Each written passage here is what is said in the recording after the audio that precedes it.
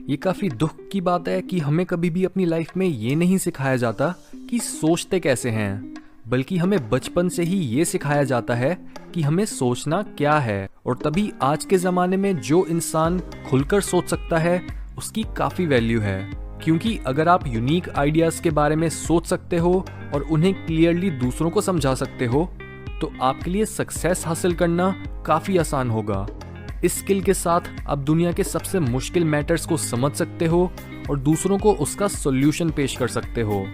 ये मैटर नहीं करता कि आप किस फील्ड में हो और आप किस टाइप की प्रॉब्लम्स के साथ डील करते हो।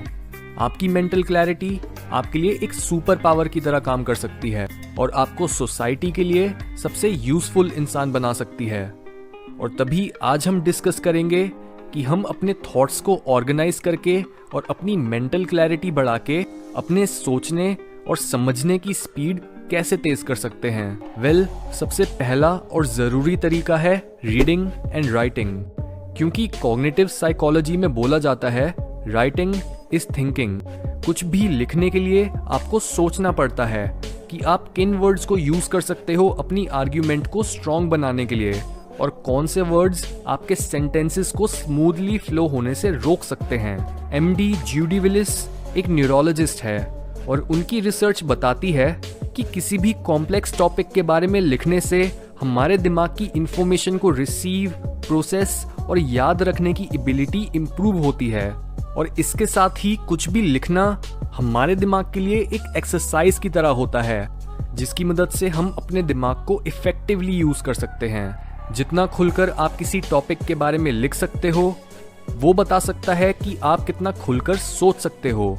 यहाँ तक कि हम एक इंसान के आईक्यू को भी प्रिडिक्ट कर सकते हैं उसकी राइटिंग स्किल्स को एनालाइज करके। नाउ क्वेश्चन ये है कि हम लिखें क्या, क्योंकि हर टाइप की राइटिंग का इफेक्ट और उसके बेनिफिट्स सेम नहीं होते। जैसे एक रैंडम मैगजीन में आर्टिकल लिखना काफी अलग होता है एक ऑटोबायोग्राफी या एक नॉवल लिखने से। मेंटल क्लैरिटी हासिल करने के रास्ते की इस रुकावट से डील करने के लिए आप रीड करना स्टार्ट करो। अपने आप को शार्प बनाओ हिस्ट्री, साइकोलॉजी और लिटरेचर पढ़ के, और फिर किसी भी हार्ड प्रॉब्लम को पकड़ो और उसके बारे में लिखो। ये असली तरीका है अपने आप को एक डीप थिंकर बनाने का। सेकेंडली, हमें बात करनी चाहिए आपकी हेल्थ की, क्योंकि ब्रेन फॉग यानी मेंटल क्लैरिटी ना होने में हमारे लाइफस्टाइल का भी बहुत बड़ा हाथ होता है। इसमें इंक्लूडेड है आपकी डाइट और वाटर इनटेक, यानी आपकी मील्स में ज्यादातर कैलोरीज कहाँ से आती हैं। क्या आप रेगुलरली जंक फूड खाते हो या फिर आप रिफाइंड कार्बोहाइड्रेट्स जैसे पास्ता, वाइट ब्रेड या ज्यादा मीठी चीजें खाना पसंद करते हो। ये चीजें टेस्ट में तो काफी अच्छी होती हैं, पर जितना शुगर आप कंज्यूम करते हो उतना ही आपके दिमाग के लिए नई मेमोरीज बनाना मुश्किल होता जाता है और आपकी ओवरऑल कॉग्निटिव एबिलिटीज कम होने लगती हैं।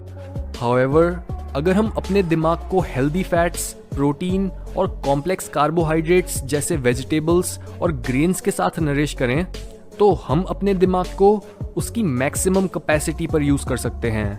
इसके साथ ही आपकी स्लीप क्वालिटी आपकी मेंटल क्लैरिटी में दिन और रात का फर्क ला सकती है, क्योंकि सोते टाइम आपके ब्रेन सेल्स दिमाग में पैदा होने वाले कई जहरीले केमिकल्स को हटाते हैं ताकि आपका दिमाग ढंग से काम कर पाए, जिसकी वजह से अगर आप लंबे समय तक 7 से 8 घंटे की नींद नहीं पूरी करते तो आपका दिमाग किसी चीज पर फोकस ही नहीं कर पाता और आपके स्ट्रेस लेवल्स हमेशा बढ़े रहते हैं। हेल्दी दिमाग के लिए एक और ज़रूरी फैक्टर है एक्सरसाइज या मेडिटेशन, और इवन दो इन दोनों में से कोई भी एक एक्टिविटी आपकी मेंटल क्लैरिटी को बढ़ाने के लिए काफ़ी है, पर अगर आप इन दोनों एक्टिविटीज़ को कंबाइन कर दो तो आपका दिमाग और भी ज़्यादा कॉम्प्लेक्स प्रॉब्लम्स को हैंडल कर पाएगा। लास्टली, हमें बात करनी चाहिए आपके लाइफस्टाइल की, और स्पेशली आप किन चीज़ों पर सबसे ज़्यादा दिमाग लगाते हो।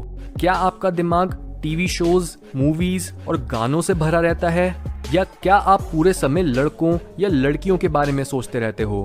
आपके दिमाग की वर्किंग मेमोरी एक कंप्यूटर की रैम की तरह काम करती है और वो एक टाइम पर सिर्फ कुछ गिनी चुनी चीजों को ही हैंडल कर पाती है।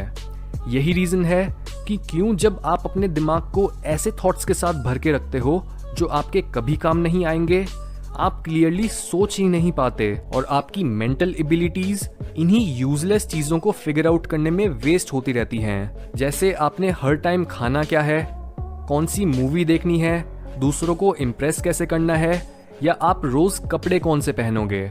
ये सब डिसीजंस आपके दिमाग को क्लटर करते हैं और यही रीजन है कि क्यों जब आप काफी सक्सेसफुल इंसानों के लाइफस्टाइल को स्टडी करते हो, जैसे बिल गेट्स, वॉरेन बफेट या मार्क जकरबर्ग, तो आपको समझ आता है कि ये इंसान अपने कपड़ों, रिलेशनशिप्स और रिक्रिएशनल एक्टिविटीज जैसी चीजों को कितना सिंपल रखते हैं और एक मिनिमलिस्ट की तरह रहते हैं। ये हैबिट्स इनके दिमाग को उन चीजों पर फोकस करने के काबिल बनाती हैं जो एक्चुअल में इनके लिए मैटर करती हैं और इस तरह से ये अपने सोचने और समझने की स्पीड